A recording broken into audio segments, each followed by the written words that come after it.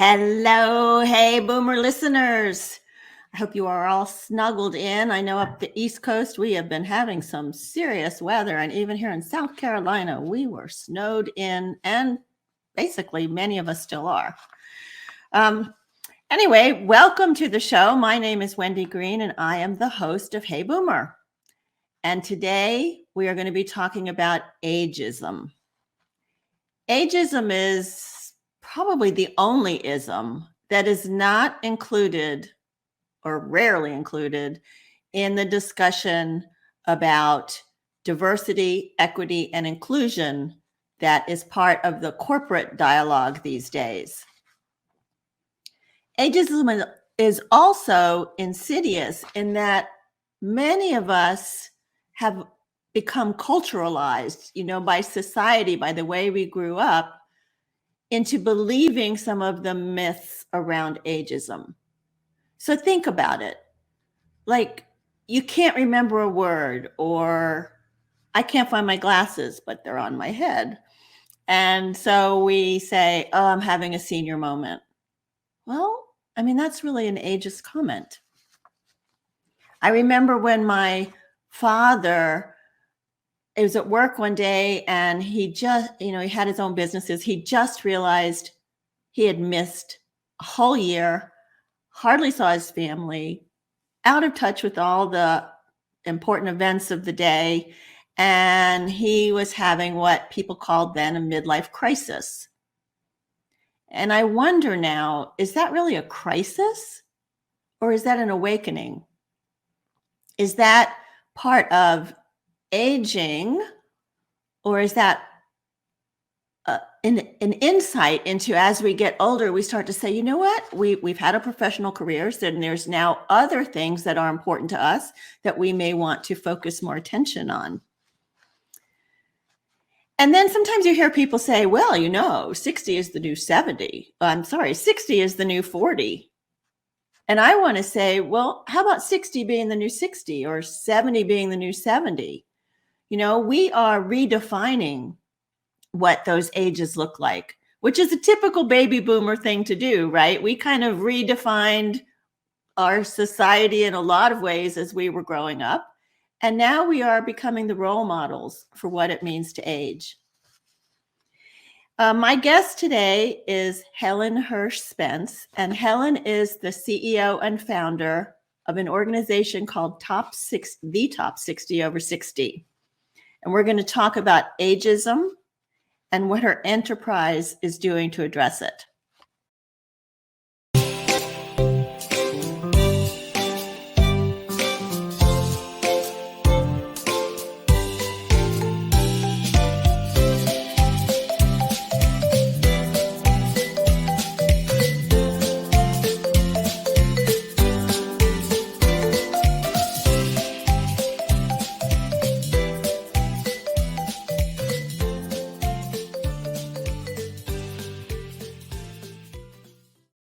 I want to give you my two never too old stories. The first one is in honor of Dr. Martin Luther King Jr., since this is Martin Luther King Jr. Day. And I want to talk about John Lewis.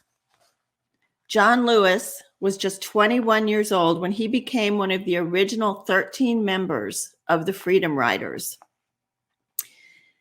He was one of the youngest he was the youngest speaker at the March on Washington in 1963, the march when Dr. King gave his I Have a Dream speech. On December 29th of 2019, John Lewis was diagnosed with stage 4 pancreatic cancer. He's quoted as saying, "I have been in some kind of fight for freedom, equality, basic human rights for nearly my entire life. But I have never faced a fight quite like this one." He died on July 17th, 2020, at the age of 80. And he continued to serve in the Congress for as long as he possibly could. And right now, there is a bill in the Senate, the John Lewis Freedom to Vote Act, that dearly needs to pass. I would encourage all of you to write to your Congress people, encourage them to get this bill passed. So that's my John Lewis story. Satchel Paige is my second never too old story. Do many of you remember Satchel Paige? He was a baseball player. He was a 6'3" right-hander who started his career in the Negro League, and at the age of 42, he made his American League debut with the Cleveland Indians. He left the major leagues in 1953, only to return for one game with the Kansas City Athletics at the age of 59. And he pitched three shutout innings. Paige is quoted as saying, "Age is a question of mind over matter. If you don't mind, it don't matter." I just wanted to see how many of you remembered our rule of 5. So if you share this show with 5 people who you know are going to benefit from it, who are going to love it, and they share it with 5 people, the show starts to have a life of its own and it grows exponentially, and we help and serve more people that way. So please go out and share the show, share this show link, share the podcast. Let's get 5 more viewers next week than we have this week. Thank you. And with that, I want to bring on Miss Helen Hirsh Spence, who is in Ottawa, Canada, having a very major snowstorm. So Helen, thank you for joining us. It's a pleasure. I'm inside. Thank goodness. And hopefully we have no disruption from all of her weather that's happening there. Don't be surprised, however, if I freeze. So Helen had a 30-year career in education as a principal, a headmistress, and as president of the Ontario Principals Council. And her work has always involved helping others maximize their potential, a passion that she now brings to her latest endeavor, the Top 60 over 60. The Top 60 over 60 is a social enterprise that focuses on reskilling older adults by introducing an entrepreneurial mindset, and it helps organizations transform their multi-generational workforce into intergenerational teams. Top 60 over 60 was created to celebrate, educate, and amplify the positive impact of older adults by debunking the common myths about aging and being old. In 2018, Helen did a research study in partnership with the Ontario Centre of Workforce Innovation and Ryerson University in Toronto, centered on how to successfully engage older adults with an entrepreneurial mindset to offset the negative impacts of self-directed ageism. And the successful outcome resulted in the design and delivery of Reset, Top 60's signature program. Helen is also an active volunteer locally, nationally, and internationally, having served as chair of the Jane Goodall Institute, executive member of the International Women's Forum, and mentor and life coach to youth and new immigrants. And the fact that she is fluent in French, German, and Spanish helps to serve to break down some of those barriers. So, wow, Helen, you've been busy. Yeah, it's just a lifetime, you know. So tell me, what makes a school principal or a headmistress start a social enterprise around ageism? I guess reality, you know, it's not easy to transition from one stage of life to another, as I found out when I tried.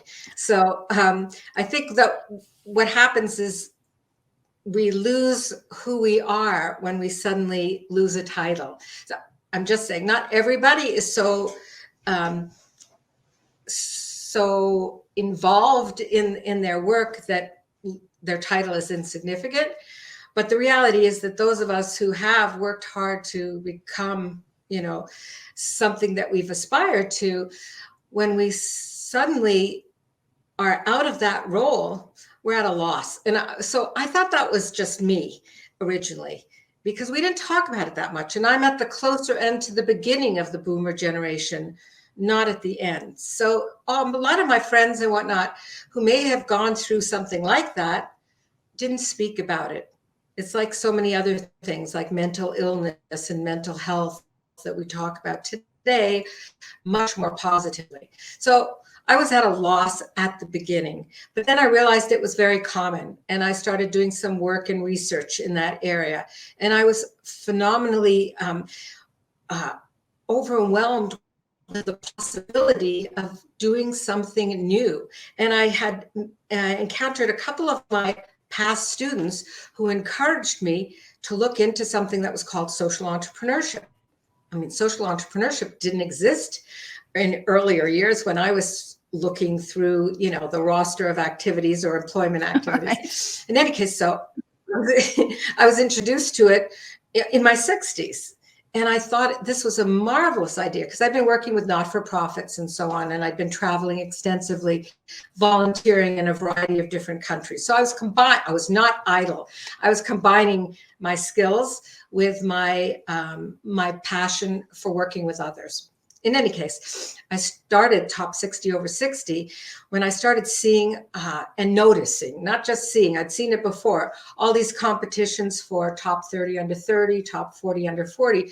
I thought, my goodness, we're a whole generation of very capable, healthy, active, older adults, and yet nobody's celebrating what we can accomplish. In fact, we're getting lost in the shuffle. And I thought it's time to acknowledge what it means to be older and to value it and to take a look at the potential.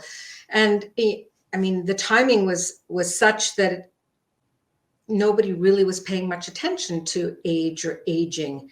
But since COVID, age has become a huge issue. And ageism, which you described earlier, is exacerbated by COVID, because the only thing that people see when it has to do with older people is, residences or senior living arrangements or care homes in which you've got isolated individuals in wheelchairs or using walkers. It's the vulnerable individual that most people are seeing. And then they make that association. Oh, getting old means going into a care home or becoming isolated, depressed, lonely, and all of the other people. Yeah. Yeah, exactly. So it's gotten that much worse. And it's that much worse even for women. So my initial interest was really to just bring attention to us. And I called it Top 60 over 60 because I wanted to hold an event or a competition, and got sidelined for a little while. And now I'm moving back to that being one of the things that I hope to accomplish in the next year or two with sponsors. Awesome. That's exciting. Yeah. How do we apply? I'll let you know. I know. Yeah. But I love that you mentioned it was some of your students that mentioned social enterprise. So because one of your corporate focuses is to work in that intergenerational environment. And I hear a lot of talk about intergenerational work now. Can you talk a little bit more about that? Yeah, I mean, it was second nature to me. I worked in high schools and then in, junior kindergarten up to grade 13, which is what we had here in Ontario. And I've often stayed in touch with past students. And in fact, I would say that they have had the most, I guess, one of the greatest impacts on me based on my experiences as a result of those continued relationships. Let me give you an example. So Laura, who was a high school student of mine in the late 1990s, went off to Nepal. And when she came back, she came to my office. She'd already graduated, and she told me about all the stories. And I said, oh, that sounds so amazing. I'd love to do something like that. She said, you could do it, Mrs. Spence. I said, I don't know. Anyway, sure enough, with her encouragement, with a couple of names, I decided to leave the work that I was doing. And I took some time off, and I went off to Nepal trekking alone. Alone. Yeah, alone. Yeah. I mean, I wasn't alone. I had a Sherpa and a porter, and I met a lot of people, but I was on my own. The point being is that her encouragement and her help was instrumental in making me move outside my comfort zone and have an experience of a lifetime, which, really changed me. And then another time was when I started Top 60. It was before Top 60. It was one of my students, Sonia, her name is, who I'm still very close to. She's about 30 now. She's taught me so much, but she took me to the Center for Social Innovation in Toronto when I was visiting her one time. And it was like, this exists? I had no idea. And from that point on, again, she guided me. She put me on an advisory that she was involved with, the social impact. And through courses that I then took in social entrepreneurship, I moved forward and I created Top 60 over 60. There are so many opportunities out there that we don't know about. And that's one of the reasons that I do this show, because I love to talk to people like you that introduce us to these new ideas. Who knew there's this social innovation enterprise? Or we have talked a little bit about social enterprises before. And, how does that differ? I mean, yours is a for-profit. So how does a social enterprise differ than, say, just a regular corporation? Well, primarily there's a difference in that it has as its major purpose a social impact. So, and also because, so for example, when I can earn money through corporate work, for instance, what I did before COVID is I held workshops that I didn't charge for older adults. And they were very similar to the workshops perhaps that I offered elsewhere that I was being paid for. But I was trying to offset the costs of doing that for clients that perhaps otherwise wouldn't have been exposed. And because I'm focusing on an older population, we tended to get older individuals out, but we also had lots of younger ones too. And that was just fine because I'm all about, as I say, the making connections between generations. I think that's probably the best way to counter ageism moving forward. But I wanted to also mention that I always had staff too, and my staff were of all ages, so, I ended up with friendships and relationships with people between the ages of 20 and 75 throughout my career. And it was so enriching. I never thought about it until afterwards, when I started realizing we live in such an age siloed world in the latter 20th century and in the beginning of the 21st century. And it's counterproductive, because the reality is we're living longer. Our society all over the world is aging dramatically. In 20 years, there'll be triple the amount of 85-year-olds among us as there are now. I mean, so, and people are going to just add generation to generation. So if we don't start addressing some of the issues that are keeping us apart now, that are mostly just, that polarity that we see in absolutely everything, which could be, politics, could be anti-vaxxers, vaxxers, okay, boomer and and millennials, they have more in common than they have as differences. So, try to focus on those kinds of components as opposed to differences. Yeah. There is a lot of isolation. I was listening to a podcast this morning that was talking about that very thing, and about the longevity. Kids born today are expected to live into their hundreds. That's right. Yeah. So the workforce will change, the availability of money will change. I mean, all of that's going to change. But if you want to expand your horizons, like, I guess I want to go back to internal ageism, like. Oh yeah, sure. That would be, yeah, that is probably there are two things that I think are the biggest issues. One is the fact that my generation, I was born in 1949, we don't even recognize the ageism that we have internalized. So the research shows that from the age of 4 on, we already have these ageist beliefs, which is very young. But I mean, it's not unlike, racism or anything else. So it applies to age as well. And we don't have that many role models yet. They're starting that are, super heroes who are older. In fact, we've lived in a youth-centric culture. Mm-hmm. The only time, an older woman is referenced is when it comes to anti-wrinkle cream, unfortunately. And, older men are praiseworthy with their beer bellies, their receding hairlines, and their wrinkles.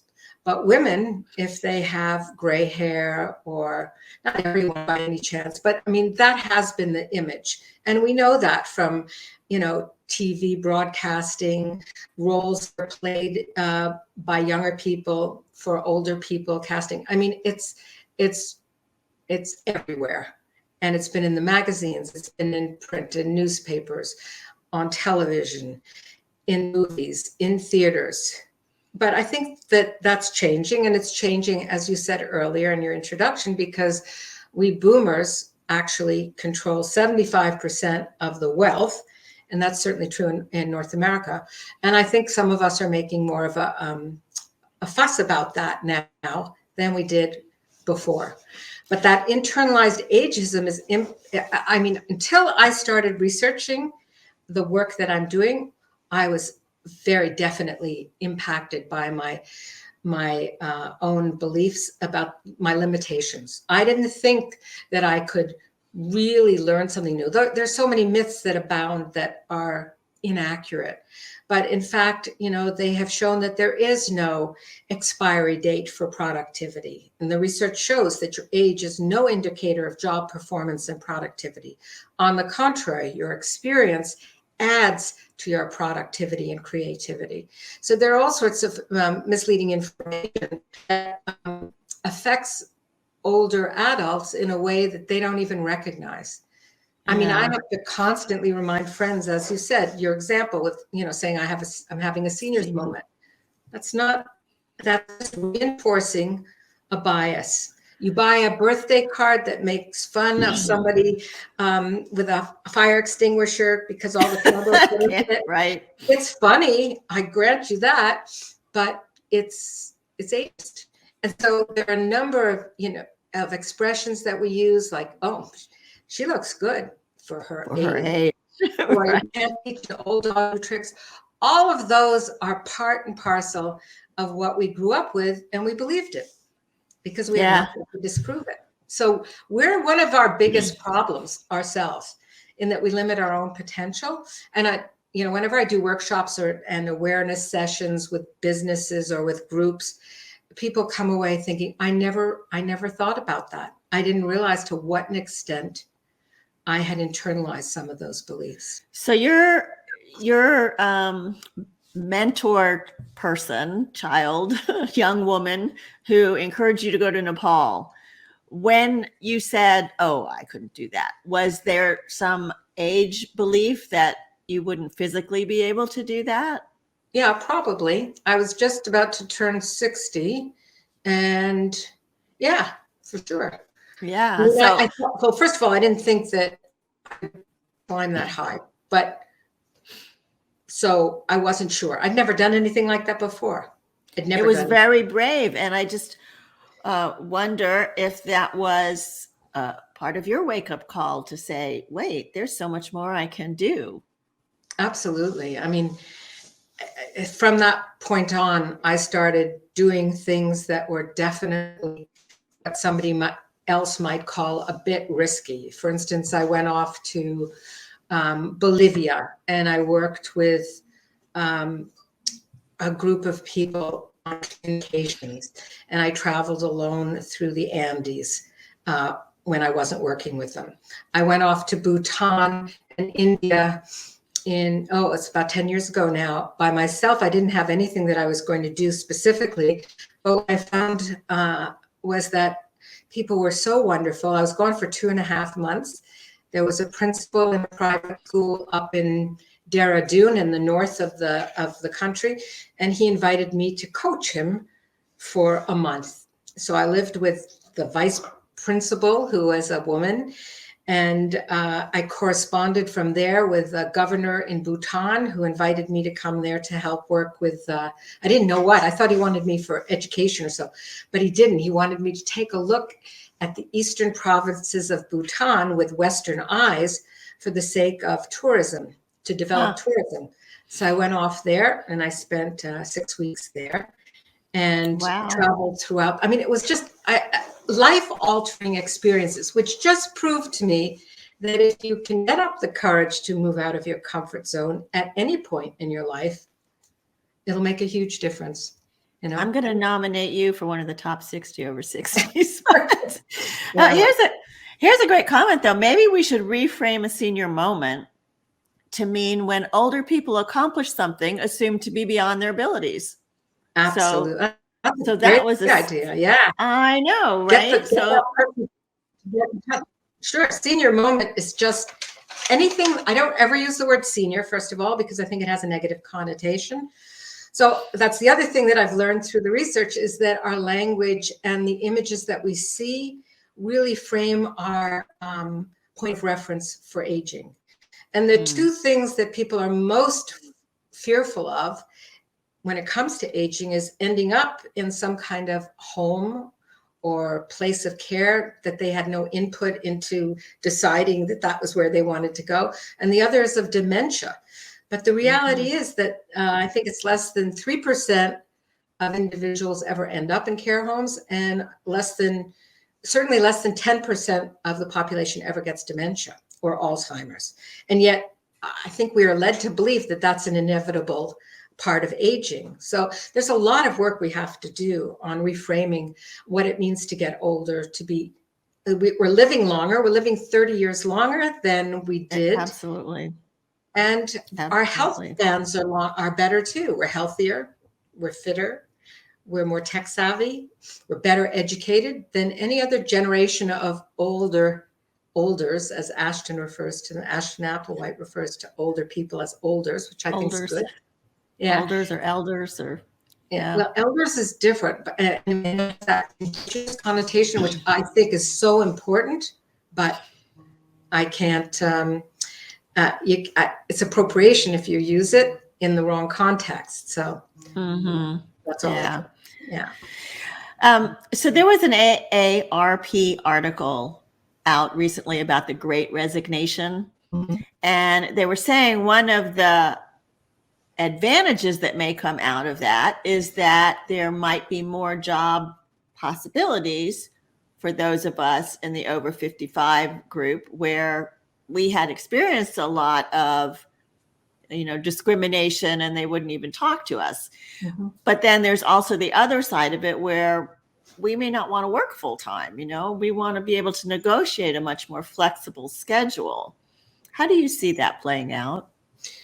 Well, first of all, I think that a big quit, the Great Resignation, may be exaggerated a bit, but the reality is that some people perceive that there are more people retiring as we get older, and others are the first people to be pushed out of their organizations because they are older. So I mean, it affects everyone, but it certainly affects older people more. I think it's a great opportunity if, in fact, we could have more diversity, equity, and inclusion policies include age, but they don't. They don't. There are very few that do. And age is the only issue that actually intersects with all others, because I can be older and Indigenous, older and Black. Any number of different isms also apply. We combine them. But age is also one, and has to do with cognitive diversity and experiential diversity, which is really important. So I may have lost track of what you asked. I think that it's an opportunity for older people, but only if we can make age awareness part of diversity, equity, and inclusion. And it's not that you want to necessarily only favor older adults, but they are the ones who have been disadvantaged because of age bias, in particular in the past, when it comes to hiring or retaining or rehiring, they are the ones who have been overlooked. I have lots and lots of statistics that prove that. So Helen, you've done workshops where you try to bridge that gap between the younger workers and the older workers. I mean, I know personally myself, I feel fairly tech savvy, but you know, the kids on the phone, they speak a whole different language. Right. And they have a different way of looking at work. And so I'm wondering what you advise in corporations when you do those workshops, how to bridge some of that gap. So I know what I wanted to say before. I wanted to say that actually what we are seeing is that there is more flexibility because workers are needed. We have a shortage of labor. In fact, what's good for older adults when they return has to do with flexibility to a large extent, whether it's benefits, working hours, job sharing, any number of different components of the workforce. Those are also good for young people or middle-aged people. There's no difference. I mean, it may be that a young person has to take care of their children and a middle-aged person is taking care of their children and their parents. So that flexibility is really critical to them as well. And, you know, the benefits can be hybrid situations, working from home or working in an office, and maybe one or the other or split. There are all sorts of opportunities today that I think the great resignation is identifying as being something that employees want more control over, that are going to be favorable for older people for whatever reason, but equally as favorable to younger people. So that's the flexibility. But how about bridging the gap? Learning how to talk each other's language, learning how to listen, learning how to mentor and be mentored, you know, because there's a lot we can learn from the younger generation and so they can learn from us. Sorry. So those are the kinds of workshops that I do with corporations and businesses. And I base it really on something that's fundamental, and that is self-awareness. And I use a tool, a psychometric tool, which only takes 10 minutes online, but which has such an impact on everybody's understanding of who they are and how they are perceived by others. And I work through that because there's the way in which we communicate. It's not just the language, you know, it's what tools do we want to use? It's our behavior. You know, some of us are more assertive than others or more expressive, like I'm holding my hands so that I don't jiggle too much. And others are, you know, a bit quieter. It doesn't have to be introverted and extroverted. It has to do with preferences in behavior and thinking. And so we focus on that, and through those tools develop understandings and work through a number of different scenarios and include age and some of the differences of stages and what they mean and so on. But reciprocal mentorship to me is very much a part of everything that we do, because I believe in, you know, peer mentoring. I don't know if I'd consider a 17-year-old my peer, but in terms of what I could learn from that person, I know I could learn as much as they would learn from me.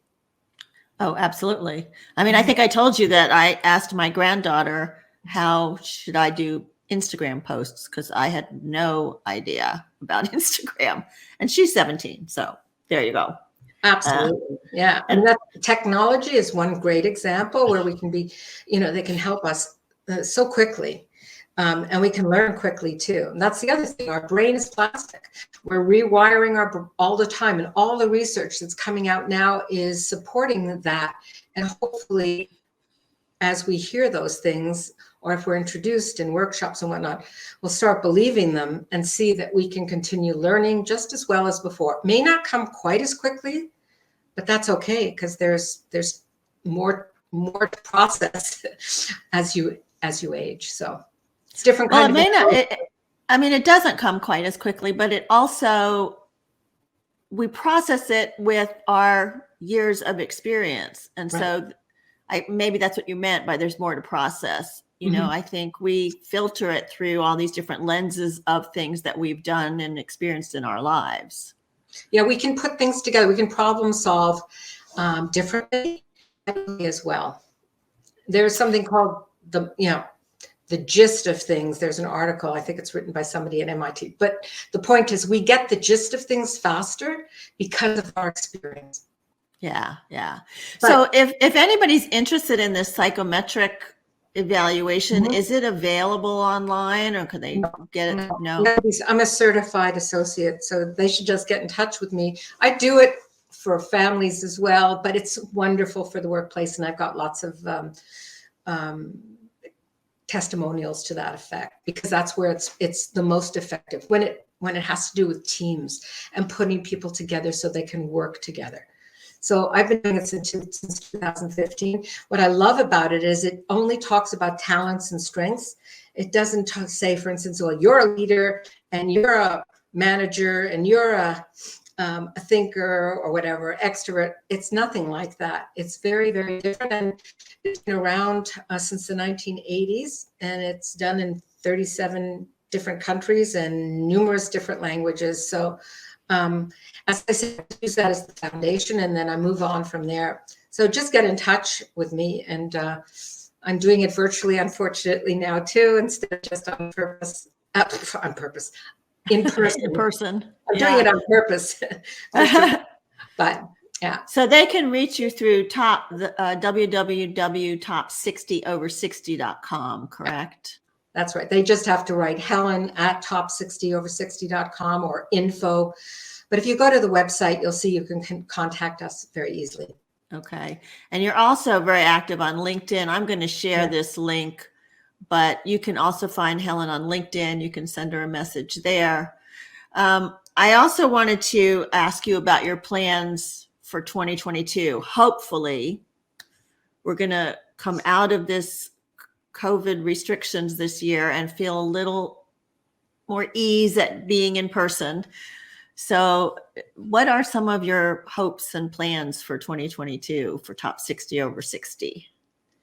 Well, I have a split personality with my business, actually. I work with individuals and coach them and work with them on purpose and transitions and, how to overcome those detrimental beliefs about getting older.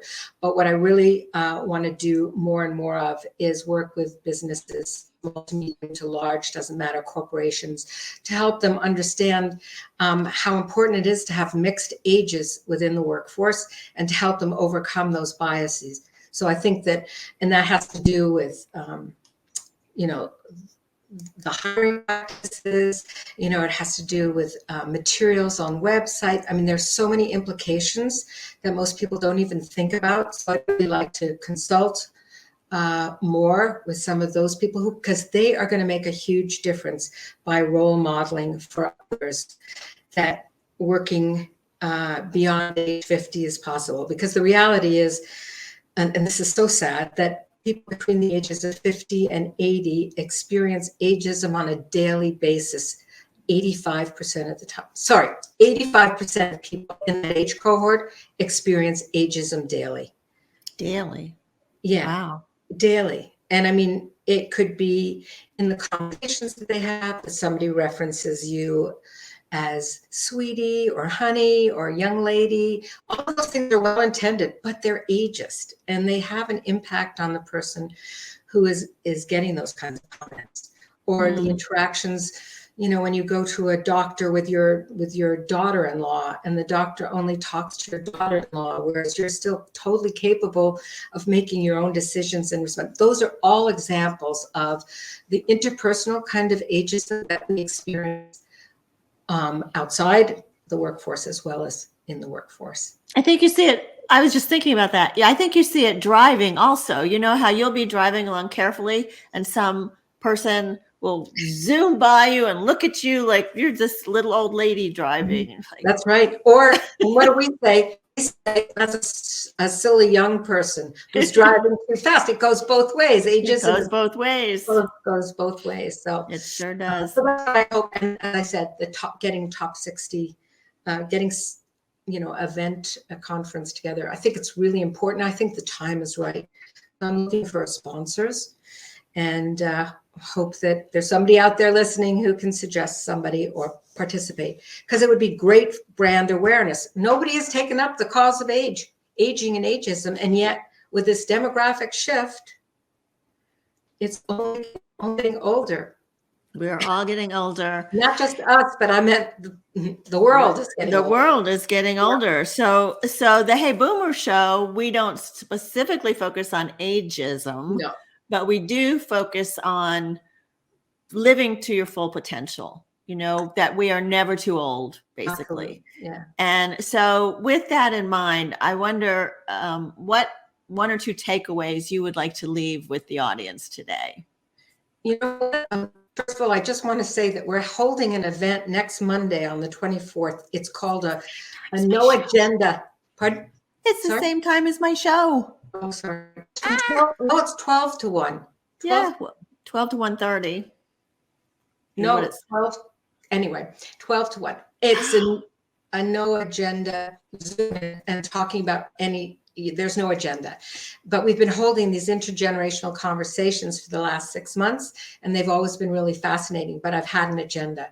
But let me just say this to leave you with this. Life is not like a linear package, although I think we sometimes conceive of it that way.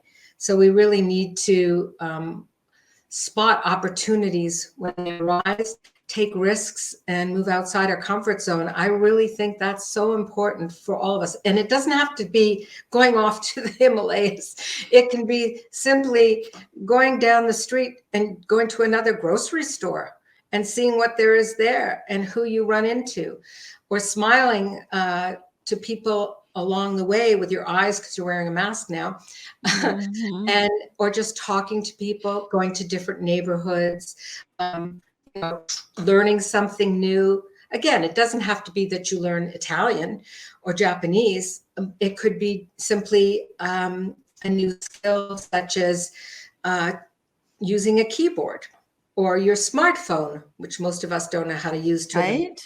There's so many different things, but I think that, having an open mind, a growth mindset, getting out of your comfort zone, and those are all components of the entrepreneurial mindset, which we teach when we do our workshops as well. So does that help? Fascinating. Yes, it's great, Helen. And I love your passion behind what you were doing and how well you articulate it. Thank you for all of that. Thank you, Wendy. Yeah. And as I said, this is Helen's website. It's the www.top60over60.com, all spelled out. And I will include that and the link to her LinkedIn page in the show notes. So you will be able to easily find her there. I want to tell you who's coming up on next Monday, January 24th. Her name is Dr. Ann Basting, and she's the designer of Creative Care and Beautiful Questions. And for those of you who remember when we spoke to Dr. Karlowish, who was the author of The Problem of Alzheimer's, he referred to Ann and the Beautiful Questions. And I've been reading the book, and I have her imagination kit. So inspiring. I mean, it's definitely stuff that we can use outside of a long-term care facility. Just thinking about ways to ask questions differently and give people an opportunity to really be listened to. So I think it's going to be a great show. I'm looking forward to that. I just wanted to remind you all too that I'm offering a 6-week program on transitioning to what's next. And it is going to be a group experience. There will only be 6 slots in this program. So I want to keep it small and intimate. And we are going to be talking about dreams and desires and fears and what holds us back, what propels us on, how we can find support, all of those kinds of things. So if you are interested in that, drop me an email at wendy@heyboomer.biz, and we will get you, we'll have a conversation, right? You may not be ready to sign up yet, but let's have a conversation and we can talk more about it. So it's wendy@heyboomer.biz. Thank you, Helen, for everything that you shared today. Thanks for the opportunity, Wendy. It's been fun. Yeah, it has been fun. Good luck with your snowstorm. Thank you all who joined us today. And I hope all of you do well with snow or whatever weather you have there. And remember, You are never too old to set another goal or dream a new dream. My name is Wendy Green, and this has been Hey Boomer.